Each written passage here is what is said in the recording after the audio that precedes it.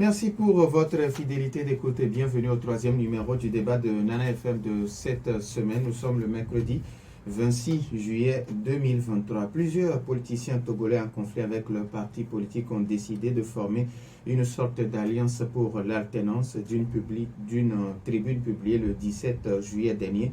Le trio Jean Kissi, Tchaniao Uroako ou encore Tchipi Uro Dikpa compte mener des actions concrètes pour que l'opposition togolaise forme un bloc unique face au pouvoir. Pour mieux comprendre les actions à mener, nous recevons sur notre plateau Tchipi Uro Dikpa. Monsieur Uro Dikpa, bonjour. Bonjour. Merci d'avoir accepté notre invitation. Merci, c'est moi qui vous remercie. Et je profite de l'occasion pour saluer toutes les auditrices et tous les auditeurs de la radio Nana FM. Alors, les auditeurs et les auditrices de Nana FM ont la possibilité d'intervenir dans ce débat sur nos deux numéros, 91 09 71 71 ou le 96 61 58 58 avec Romé Aziablé à la mise en œuvre. Je suis Norbert Djogadi. Une fois encore, merci pour votre fidélité d'écoute à Nana FM. Alors, M. Uro Dikpa, merci pour votre disponibilité. Vous n'êtes plus membre du bureau directoire du Parti national panafricain PNP depuis le 31 juillet 2019. Près de 2 ans après, comment est-ce que vous vous sentez aujourd'hui? Près de 2 ans ou 2 ans et plus, comment est-ce que vous vous sentez aujourd'hui? Je me sens très bien. Vous allez parler un peu plus fort, s'il vous plaît. Je me sens très bien. Et je pense que l'engagement politique d'un homme se fait pour l'intérêt de la nation. Ce n'est pas pour l'intérêt de soi, ce n'est ni l'intérêt pour un parti dans lequel on milite, mais c'est pour tout le pays.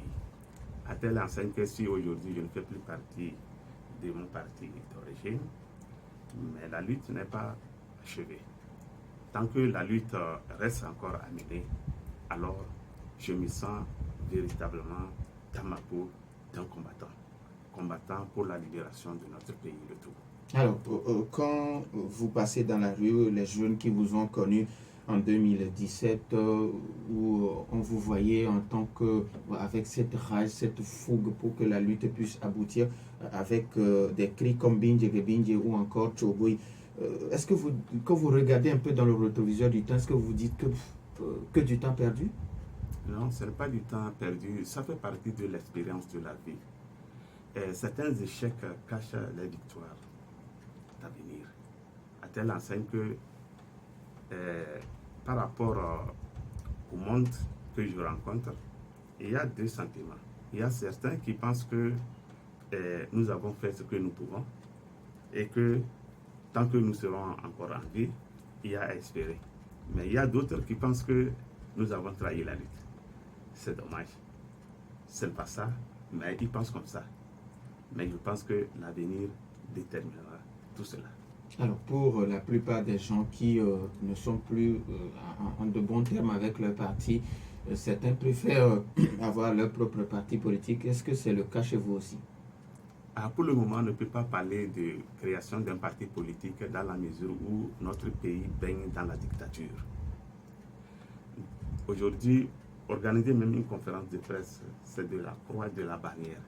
Encore moins d'en créer un parti politique. Voilà le problème. Donc, si nous sommes passés par la tribune pour faire passer notre message, c'est parce qu'il y a eu des présenteurs par rapport à l'organisation de la conférence de presse. C'est parce qu'on a senti qu'il y a des présenteurs d'empêchement de tout ce qui va avec, qu'on a dû passer par la publication de la tribune. Voilà, si une situation comme ça se pose, comment réfléchir à la création d'un parti politique devant les ténors de ce régime-là? C'est impossible. Depuis le 17 juillet dernier, votre nom est cité aux côtés de Jean Kissi ou encore de Tchaniao Uroako. Aujourd'hui, on parle d'un bloc unique face au pouvoir.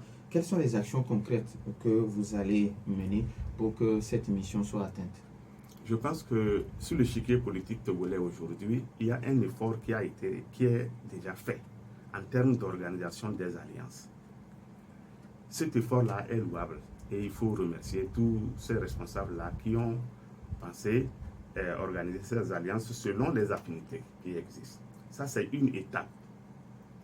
La réflexion qui a été menée autour des trois personnalités, c'est que nous avons constaté que si on s'en tient à là, les prochaines échéances qui se pointent, toutes ces alliances sont à portée du régime.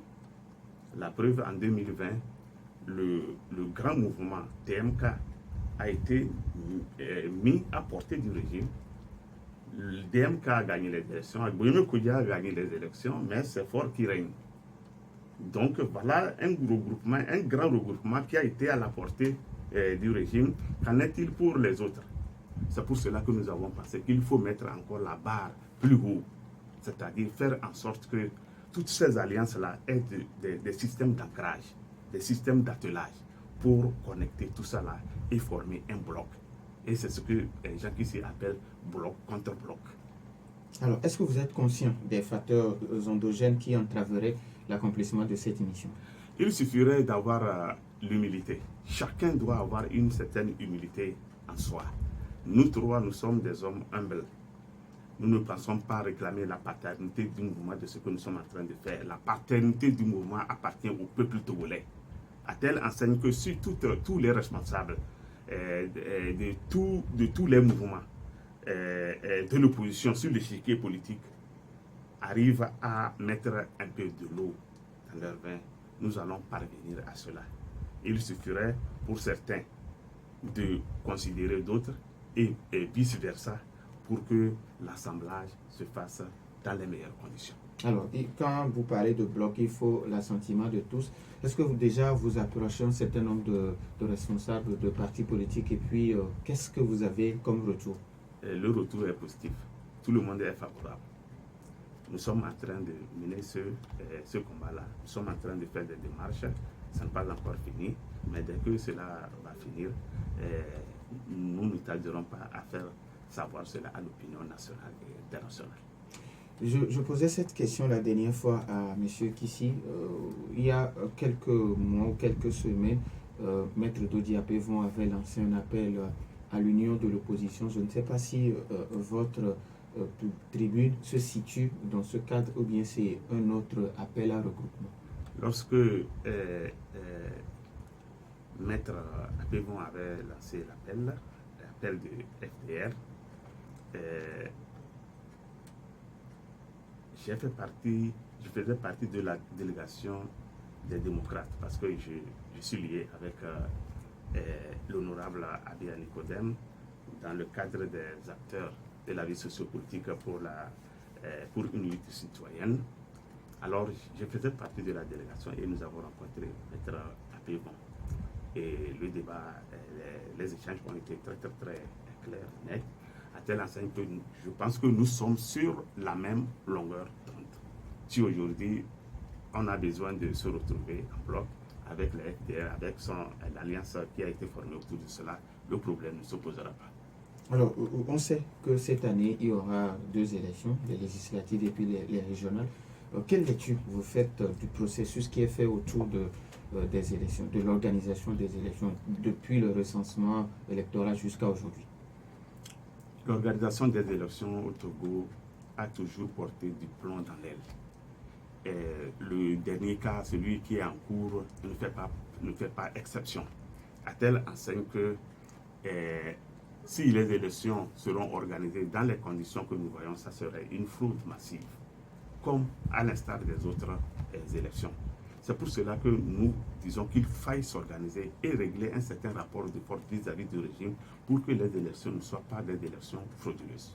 Alors, quand vous dites qu'il faut s'organiser pour avoir réglé un certain nombre de choses, pour régler quoi concrètement? Quand on parle de rapport de force, ce n'est pas seulement militaire. Un rapport de force peut être moral, un rapport de force peut être physique, un rapport de force peut être juridique, un rapport de force peut être diplomatique, un rapport de force peut être. Et c'est dans ces rapports de force-là que je parle. Alors, si un certain rapport de force sont réglés, voire même renversés vis-à-vis du régime, il n'y aura pas l'aisance d'organiser des élections telles qu'il a l'habitude de faire. Alors, monsieur Ouro Dikpa Tchatchikwi, est-ce que vous serez candidat pour les prochaines échéances électorales? Nous ne sommes pas encore là. Nous sommes en train de mener la lutte de libération. Il va falloir que ce pays-là soit libéré. Si ça ne tient qu'à moi seul, avant d'organiser une élection, il va falloir tenir les assises nationales dans notre pays ici parce que le problème, la crise qui coule le pays là dure depuis plus de 30 ans. Et aujourd'hui, on ne peut pas fermer les yeux et faire semblant comme si de rien n'était. Alors, si ça ne tient qu'à moi seul, il va falloir tenir les assises nationales. C'est pour cela que dans notre tribune, l'une des revendications porte sur l'organisation des assises nationales. Donc, tenir les assises nationales qui vont préparer la transition politique. Et ce n'est qu'à cela, après cela que nous aurons ce qu'on appelle la refondation nationale. À partir de cela, la voie sera balisée pour l'organisation des élections, que ce soit présidentielles, législatives et locales. Donc, pour vous, il n'est pas encore temps de parler des élections? Oui, nous ne sommes pas encore, nous ne sommes pas dans la phase de parler des élections. Nous sommes dans la phase de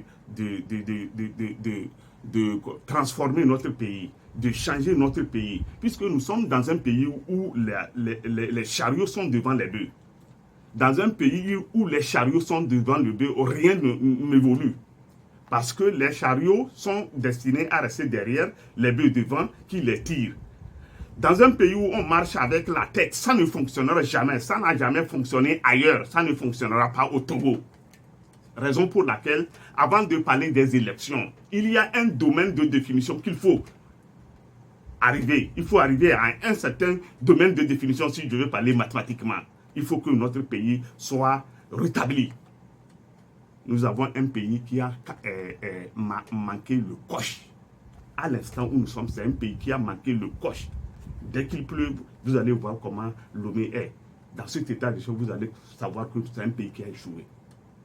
Lorsque vous avez échoué, il faut le reconnaître et s'asseoir. C'est pour cela que nous parlons des assises nationales. S'asseoir et se demander la question, comment faire? Alors, au-delà des assises nationales, quelles sont les autres revendications sur votre plateforme? Et nous avons parlé de libération des détenus, puisqu'il y a des détenus qui sont encore là, ils n'ont rien fait. Depuis 3 ans, 4 ans, ils sont là, ils n'ont rien fait. Ils n'ont rien fait pratiquement. Mais ils sont là. Ils ne sont même pas jugés pour qu'on sache quand est-ce qu'ils seront libérés. Nous avons parlé de la cessation du harcèlement contre les journalistes et autres, et les politiciens. Nous avons revendiqué à ce qu'il y a qu'on appelle une lutte contre la corruption et qu'il y a répartition des richesses entre les fils et les filles de la même nation. Nous avons parlé des assises nationales, etc. 91 09 71 71 ou le 96 61 58 58. Les auditeurs ont maintenant la possibilité sur nos 2 numéros, mais après la courte pause.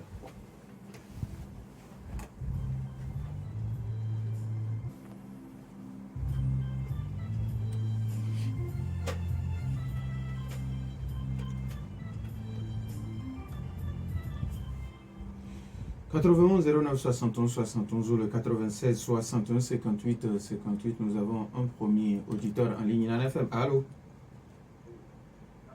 Oui, bonjour. Bonjour. Pélé, comment allez-vous? Oui, allez-y. Oui, monsieur Roussa. Bonjour. Bonjour, c'est monsieur Pélé. Pelé. Je pense que tout va bien au Togo. Bon, je pense que, comme l'a dit nos frères les témoins de Jéhovah, l'humanité à la recherche de Dieu. C'est-à-dire, ce temps nous se lève, nous cherchons Dieu. Aujourd'hui, tous les Togolais cherchent la tenance. Même le président Kouania a une réponse. Parce qu'il dit qu'il ne s'adapte pas à ce pays et on fait la séparation, ils cherchent l'aide de côté.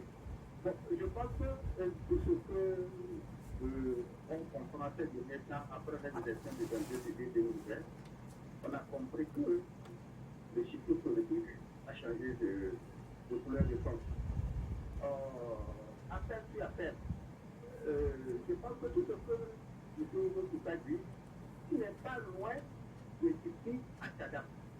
Mais Moussa est à Titi à Tchadam. Parce que Titi à Tchadam ne parle pas de l'élection. Et je voudrais savoir, qu'est-ce qui diffère entre Titi à Tchadam et Moussa? Première préoccupation. Deuxième préoccupation, lorsqu'on parle que nous ne parlons pas des élections, on est directement allié au FPT. Ça c'est clair. Parce que c'est ce que le FPT cherche. Pour écouter les élections, c'est dans cette logique-là qu'il est. Alors, Pélé, allô? Est-ce que le pouvoir ou bien le parti uni a déjà dit qu'il boycotte le pouvoir, les élections? Oui, tous les opposants qui disent qu'ils boycottent les élections sont automatiquement les amis du RPT. C'est clair et net. Bon, parce que le RPT le fait pour que le peuple boycotte les élections. Maintenant, troisième préoccupation, je pense que tout ce qu'ils sont en train de dire, parce que en temps, on avait vu le bureau pour le départ et le côté Matia. Tout ça là, je pense que c'est le bon sens pour tout le monde. Maintenant, qu'est-ce qu'il va, c'est-à-dire, comment leur appel, est-ce qu'il va commencer et ça va s'arrêter où? Troisième préoccupation, merci. Merci et bonne journée à vous aussi. 91 09 71 71 ou le 96 61 58 58. Nana FM, allô?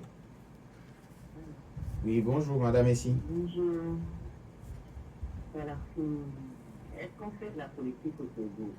Je ne le pense pas.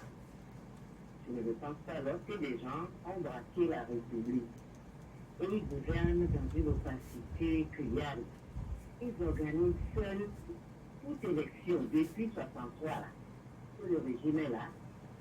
Ils organisent seuls les élections et puis en catimini dans un trou. Non. Et maintenant, en 2015, les 38 pays qu'on ne nous a pas compté là, mais c'est atypique, commencez pas à demander ça. Et puis porter plainte, c'est pas écrit dans nos constitutions. Allô? Les gens fassent Allô? des mandats non limites. Allô? Oui. Madame, si vous avez dit 38 quoi? Pardon, 38 pays qui restent en 2015. Sur 54 là, on nous a compté que 16. Arrêtez tout ça là, les politiques. Et puis moi je vais vous dire, pour l'histoire du regroupement, vous l'avez fait depuis le code 1, tout ça là, jusqu'à la PST, marché essentiel. Mais si on regarde bien là, 120 partis politiques comportent le Togo. Il y a 115, attends, 110 au moins qui sont alliés au régime. Ils se sont jamais regroupés pour faire quoi que ce soit. Hein? Ils vont aux élections seuls, quoi.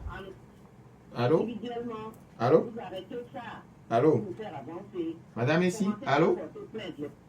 Allô? Pour tout ce qui- Allô? Oui. Donc pour vous, les unions et les regroupements ne donneront rien. Il faut arrêter. D'accord, On le merci. fait depuis le coup. Jusqu'à présent. Merci beaucoup. C'est une stratégie du régime. Merci beaucoup à Madame ici. Nana FM, allô? Oui, bonjour, mon père. Oui, bonjour Monsieur Benoît. Bonjour, cher invité. Bonjour. Moi, je vais dire, vous avez dit, on vous vole, on fait les conditions, on vous vole. Par quel moyen on vous vole? Et puis, ce ne serait pas bien de chercher à réparer là où il y a à voir et à, comment vous allez dire, à empêcher la manière dont on vous vote au lieu de chercher c'est pas une affaire de coalition, c'est pas seulement une affaire de coalition, c'est une affaire de stratégie et de malin. Le parti uni n'est pas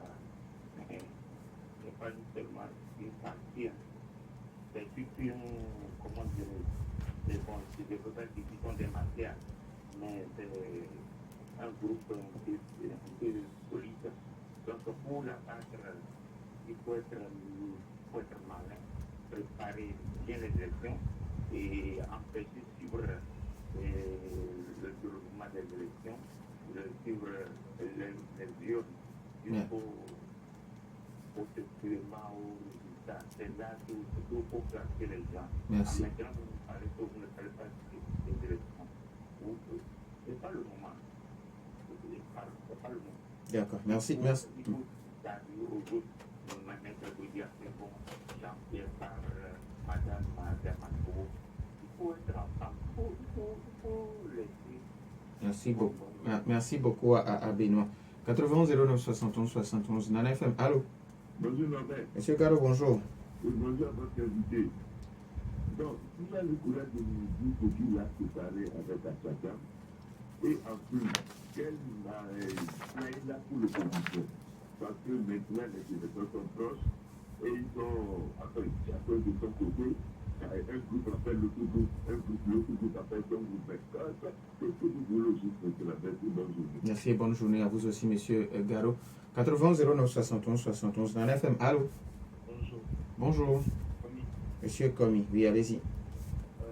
Le problème de la population congolaise, c'est qu'ils n'ont pas le carte d'électeur qui est un acquis, qui est un droit. Mais le régime en place l'employé parce qu'il ne passe pas les élections pour le gouvernement. Ce droit-là, comment vous pensez que vous pouvez récupérer ça? Parce que si après une transition, le même agissement revient, vous ne voyez pas que nous sommes toujours en danger et qu'on peut corriger l'erreur là à partir de ce moment. Deuxième préoccupation, à l'approche de chaque élection, c'est pareil, les offres politiques viennent. Vous entendez certains qui sont prêts à aller, d'autres qui réclament des conditions avant de participer, et d'autres qui se rangent comme ils le font, ils ne parlent pas d'élection. Vous allez constater qu'à chaque venue d'élection, on change seulement d'acteur. C'est-à-dire, peut-être, lui se trouvait dans un autre camp et présentement il se trouve dans un autre camp. Est-ce qu'il ne faille pas, à un certain niveau, combiner ces offres-là pour qu'on ait l'alternance? Parce qu'à chaque élection, vous voyez certaines parties se disent comme ceci, et le peuple est frustré. Il ne sait pas où se ranger. Pour finir, la troisième préoccupation, quand vous parlez de rapport de force. Depuis 2020, à ce jour, on ne retrouve pas vos activités sur le terrain. Est-ce que c'est ce que Titi avait fait? Qu'est-ce qui bloque? Et quand le gouvernement, et avec ces agissements de préfet, vous bloque, comment vous n'arrivez pas juridiquement à débloquer ce verrou-là? Merci. Merci et bonne journée à monsieur Komi. Nana FM, allô? 91 09 71 71 ou le 96 61 58 58. Est-ce que nous avons un auditeur en ligne? Nana FM, allô? Allô? Oui. Tata Laguel, bonjour. Oui, bonjour. Bon, moi, je vais juste demander, mon homme n'a pas eu la carte d'électeur. Qui vote et qui ne vote pas? Et deuxièmement, affaire d'Atata encore Togo. Je vous remercie. Il dit quoi? Elle demande est-ce qu'il y a encore un autre Tchadam dans notre pays. 80 09 71 71 ou le 96 61 58 58. Nana FM, allô? Oui, parce que Évangéliste Joshua, bonjour. Oui. Les gens qui n'arrivent pas à s'entendre dans leur parti politique. Et vous, ils veulent s'unir où? Ils n'arrivent même pas à s'unir dans leur parti politique. Ils veulent s'unir encore où? Qui nous explique ça plutôt? Merci à M. Joshua. Nana FM, allô? Allô? Oui, bonjour. Oui, Allô? allô, Monsieur Boga, éloignez-vous un peu de votre poste récepteur, s'il vous plaît. Oui, allô?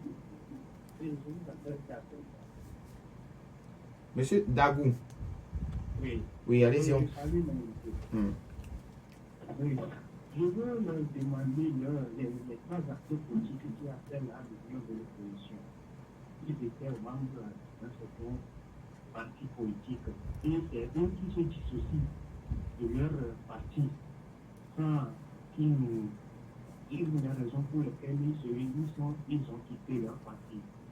Aujourd'hui, ils appellent encore à l'union. Si nous prenons le cas de M.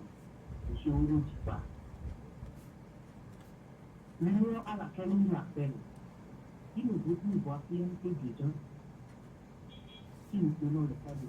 Ouro, l'union à laquelle il appelle, est-ce qu'il peut s'associer avec la Russie?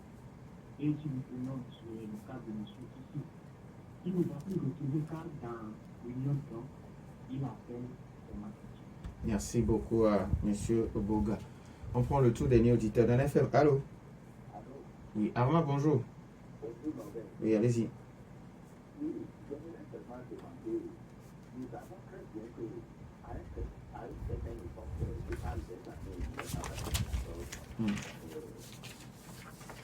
les oppositions populaires avaient une autre stratégie et ils ont battu la majorité présidentielle. Il y a beaucoup d'analystes qui disent que quand tu as pu vaincre l'Union une fois, tu peux encore le vaincre. Mais pourquoi aujourd'hui, tu manques chronique de stratégie pour... Est-ce qu'on peut dire que les acteurs, c'est carrément le manque de leadership et de compétences? Merci. Merci à vous aussi, Armand. D'un FM, allô? Oui, alors bonjour. Master Dido Gomé, bonjour. Bonjour, monsieur Ouro. Oui, bonjour. Et je voudrais intervenir sur deux points rapidement. Oui. Il a parlé des assises nationales. Je voudrais lui demander qu'est-ce qu'il entend par là. Est-ce que c'est pour revoir la loi fondamentale, c'est-à-dire la Constitution? De deux, je préfère de l'occasion pour répondre en même temps à M. Tissi, Jean Tissi, puisqu'ils sont dans le même groupe. J'avais parlé de fédération et M. Jean Tissi avait dit qu'il ne comprenait pas très bien ce que j'entends par là. Bon, j'ai réfléchi, j'ai pris comme exemple pour qu'ils comprennent, puisque ça va prendre beaucoup de temps, mais je vais aller rapidement. Je prends l'exemple du Nigeria qui a une fédération, la Russie, les USA. C'est-à-dire que c'est composé d'États qui font une fédération pour devenir un pays. C'est ce que j'entends quand je parle de fédération des partis politiques. Et que chacun en son sein a sa ligne directrice, mais seulement il se regroupe pour avoir la victoire. Et une fois la victoire obtenue, il peut procéder par la méthode à la proportionnelle que nous utilisons dans les élections législatives. Merci, bonne journée. Merci et bonne journée à vous aussi. Je pense qu'on ne va plus recevoir d'auditeurs. On va donner maintenant la possibilité à notre invité de répondre aux questions les uns des autres. Alors, Monsieur Pelli qui vous demande aujourd'hui, vous n'êtes plus du PNP. Qu'est-ce qui vous différencie de Monsieur Tipi Attiada? Rien ne nous différencie. Nous sommes tous acquis pour pas l'alternance, mais l'alternative au Togo. Donc il n'y a pas de différence entre nous, en fait. Alors, il demande également, entre-temps, il vous a vu avec M. Nicodème Habia et aujourd'hui, vous êtes avec M. Ouako Chaniao et puis Jean Kissi. Maintenant, l'alliance ou bien l'union que vous avez aujourd'hui débute à quel moment et ça finit à quel moment? Au niveau des acteurs avec Nicodème Habia, les choses continuent. Et personne n'a abandonné son mouvement avant de se retrouver à trois. Chacun reste toujours dans son mouvement, mais nous sommes des responsables politiques qui voulons contribuer parce que la situation du pays n'est pas agréable. Vous êtes dans une situation où tout va mal. Est-ce qu'il faut rester les bras croisés? Il faut réfléchir. Il y a un adage qui dit qu'il n'y a jamais de problème sans solution. Alors, à partir de cet instant, il y a lieu maintenant d'interroger les cerveaux. C'est pour cela que nous sommes retrouvés à trois pour dire, est-ce que quelque part il n'y a pas une voie? C'est dans ce sens-là que nous sommes en train de le faire. Nous sommes en train de le faire pas seulement pour nous, nous sommes en train de le faire pour l'ensemble du pays, y compris dans les organisations dans lesquelles nous sommes militants. Madame Essike pense qu'il y avait le code CST, il y a beaucoup de regroupements qui sont passés, mais ça n'a rien donné pour elle. Ça ne vaut pas la peine encore d'appeler encore à l'union de l'opposition. Albert Einstein a passé bac 5 fois. Ça ne lui a pas empêché, 5 fois sans réussir. Ça ne lui a pas empêché de passer encore une 6e fois avant de devenir ce qu'il est.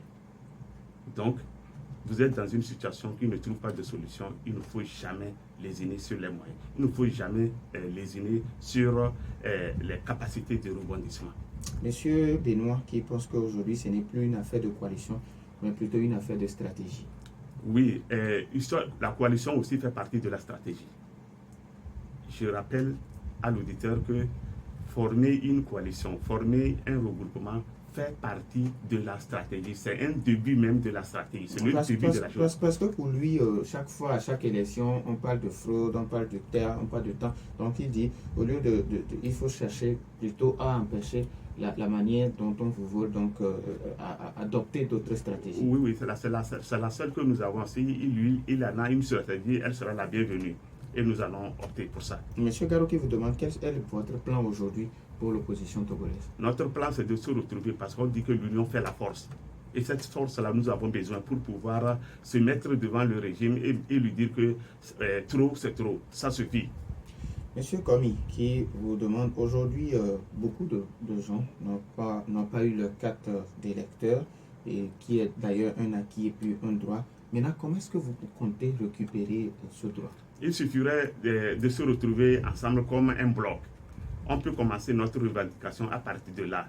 C'est-à-dire que tous les Togolais qui sont en âge de voter puissent retrouver leurs droits dans la possession des cartes électorales. Mais toujours pour M. Komi, à chaque élection, il y a ce qu'on appelle le mercato en football, où il y a certains acteurs politiques qui se retrouvent dans d'autres formations politiques parce qu'ils sont en conflit avec leur formation du début. Et il y a d'autres formations même qui pensent qu'il ne faut pas aller aux élections, d'autres y vont, d'autres font des alliances, surtout avec le pouvoir. Maintenant, vous, quelle est quelle analyse vous faites de cette situation? Oui, c'est une situation normale. Le terrain politique n'est pas statique, c'est un terrain mouvant. C'est pour cela que ça se passe comme ça. Maintenant, il a parlé également de rapport de force sur le terrain et il pense que depuis 2020, le PNP n'est plus sur le terrain. Qu'est-ce qui ne va pas? C'est le sort du régime. Le régime, en faisant ce qu'il a fait après notre marche du 13 avril 2019, c'était une manière de décapiter le parti. C'était une manière de décapiter le parti. Et le plan du régime, c'est de faire en sorte d'enterrer ce parti-là. Mais je ne pense pas qu'il saura en arriver à ses fins dans la mesure où si le bloc que nous sommes en train de chercher à mettre sur pied, quand nous disons mettre le bloc, aucun parti n'est épargné. Le PNP n'est pas épargné de ça. L'ANC n'est pas épargné de ça. C'est tout le monde. Tous ceux qui veulent le changement de notre pays sont les bienvenus dans ce regroupement. J'ai dit que ce que nous sommes en train de faire, nous ne réclamons pas la paternité du mouvement. Nous ne le disons pas parce que nous voulons prendre le devant des choses. Nous le disons parce que nous avons besoin de se retrouver ensemble pour faire en sorte que nous puissions être sauvés ensemble. Parce que nous sommes tous dans le même bateau. Même ceux qui sont en train de nous contrarier dans notre processus-là font partie du bateau. Lorsque le bateau va chavirer, ce n'est pas nous seuls qui allons subir, y compris eux. Tata Raguel qui pense qu'aujourd'hui, il y a beaucoup de gens qui n'ont pas eu leur carte d'électeur, qui va aller voter et qui n'ira pas voter. Oui, et si nous voulons que tout le monde ait sa carte, il va falloir se mettre en bloc. Il va falloir trouver la stratégie qui va obliger le régime à lâcher du lest et permettre à ce que tout le monde ait sa carte et revenir sur ses pas. Alors, nous pensons qu'avant que cela ne soit, il n'y a pas une autre baguette magique. Il va falloir concrètement se mettre ensemble, puisque c'est dans l'ensemble là qu'on appelle qu'il y a la force. Le régime a besoin de sentir une force devant lui.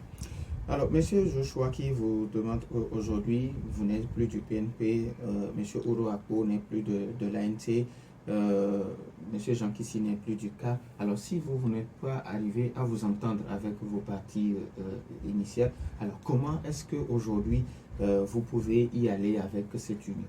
Qui dit que nous ne nous entendons pas? Non, parce qu'aujourd'hui, vous Je n'êtes dis, plus du qui PNP. dit que nous ne nous entendons pas? Aujourd'hui, Le vous fait n'êtes que plus du quelqu'un PNP. ne soit pas parti du parti ne veut pas dire qu'on ne s'entend pas. Ça peut faire partie de la stratégie du parti. Qui sait que c'est une stratégie du parti? Lorsque on lance un fusée qui va dans l'astre, est-ce que c'est tout le système qui arrive là-bas? Il y a détachement quelque part, non? Pour que le système puisse fonctionner, non? Ça peut faire partie de la stratégie, le fait qu'il y a qu'on appelle séparation. Il y a des séparations qui ne sont pas des séparations, ce sont des séparations stratégiques. Des séparations pour en arriver à un objectif. Alors, mais entre-temps, vous disiez que certaines personnes pensent que vous avez saboté la lutte. Donc, quand on Ouais, parle de vous que vous avez saboté la lutte, ça fait partie aussi de la stratégie. C'est parce qu'ils ne sont pas dans comment appelle-t-on, dans le secret de Dieu. Alors, il y a notre prochain auditeur qui vous demandait si est-ce qu'aujourd'hui, vous allez voir la coalition à laquelle vous appelez les partis politiques. Est-ce qu'il y aura le PNP, est-ce qu'il y aura l'ANC, est-ce qu'il y aura le CAR? Moi, je ne suis pas contre le PNP. Le PNP n'est pas contre moi. Nous sommes un ensemble. S'il y a séparation, c'est un esprit d'ailleurs. Je dis, c'est un esprit d'ailleurs qui a joué pour que cela soit.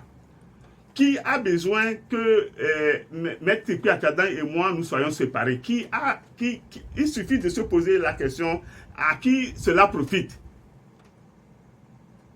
Alors, à partir de cet instant, on sait l'esprit qui est derrière. Comment peut-on, lorsque l'ANC et Tchagnan Ouro Akpo ne sont pas ensemble, à qui profite le crime? Il en est de même pour le CAR et Jean Kissi. Moi, je ne suis pas contre le PNP n'est pas contre moi. Ouro Akpo, Tchagnan n'est pas contre l'ANC n'est pas contre lui, CAR n'est pas contre Kissi n'est pas contre CAR. Tout ce qui s'est passé, ce sont des événements, ça fait partie de l'histoire, ça fait partie de l'espérance de vie. Ceux qui se sont séparés hier peuvent se retrouver aujourd'hui. Ceux qui se sont séparés aujourd'hui peuvent se retrouver demain. Alors, ce que nous appelons, y compris le CAR, y compris le PNP, y compris l'ANC. Armand qui vous demande, est-ce que l'échec de ces coalitions, est-ce qu'il faut comprendre que c'est un manque de stratégie ou un manque de leadership? C'est le leadership qui a gâché.